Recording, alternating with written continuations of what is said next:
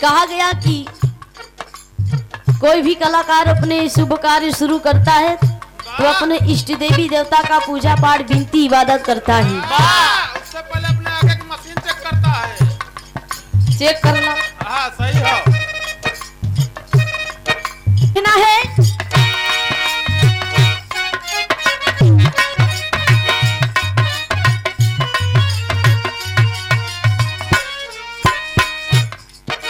सोनवा कहा था, सोनवा कहा था माई मैहर वाली बीड़ा वाली माई से कि न गावे की ढंग न इनके लोगे कन के बजावे की ढंग माई तोहरी सहारा गाना का बा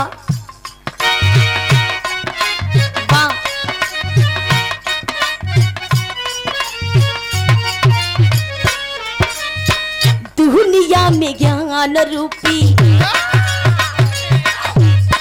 दुनिया में ज्ञान रूपी दीपक जला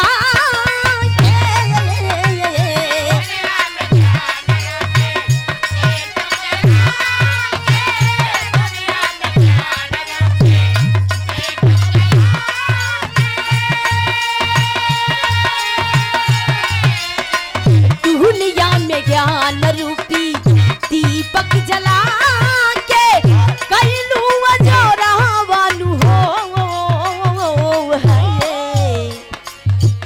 गीति संगीत प्रीत, गीति संगीत प्रीत सबके सिखवालू तेरी कैसी तरह हो ए माटी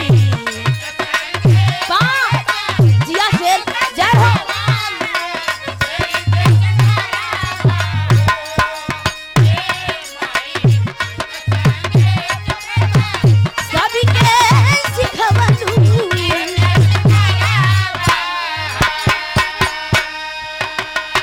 अंतरा के भाव में बिटिया ममता मई शारदा मई से कहती है क्या क्या कहती है।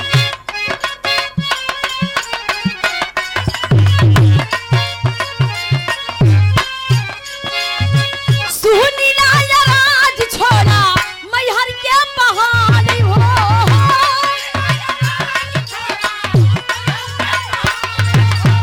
जियो जियो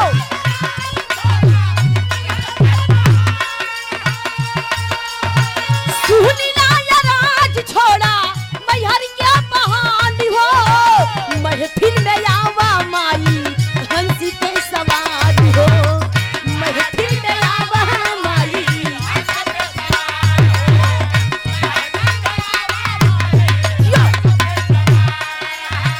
तोहरे भरोसे माई, तोहरे भरोसे माई जीवन के नहीं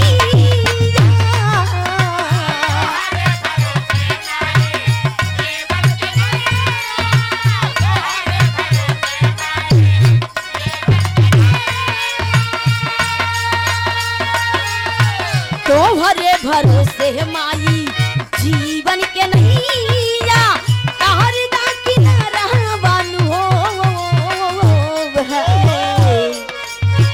गीति संगीत प्रीत, गीति संगीत प्रीत सबके सिखवालू तेरी कैसी तरह हो ए माई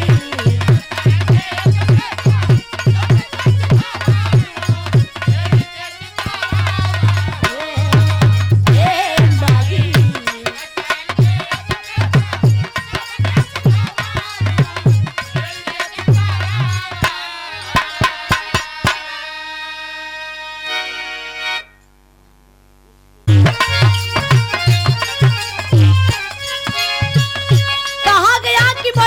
ऋषि मुनि ज्ञानी महात्मा संत लोग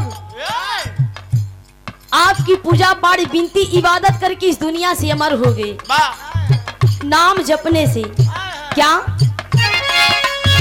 नाम जपने से करके मूर्ख तमाम हो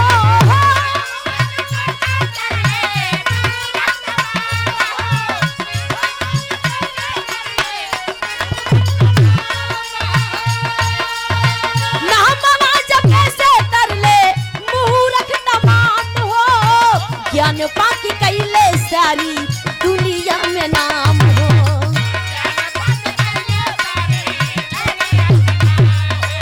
क्या बात है।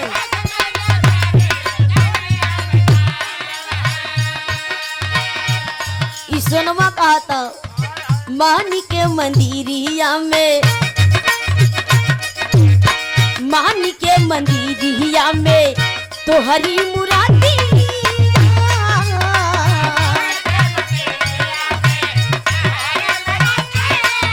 जियो।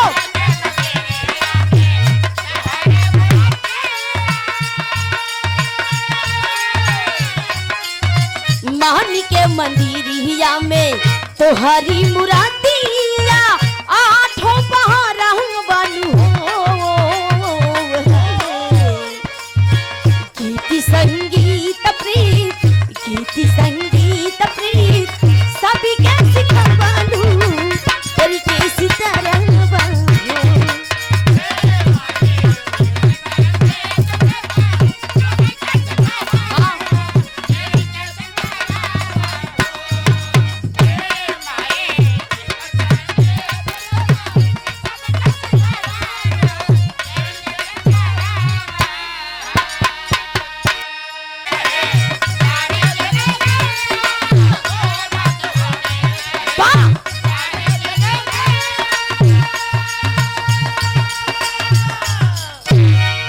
सोना सुहानी कहे सारी जिंदगिया तोहरे सहारा बनू हो है। गीति संगीत प्रीत, गीति संगीत प्रीत सभी के सिखवालू तेरी के सितारा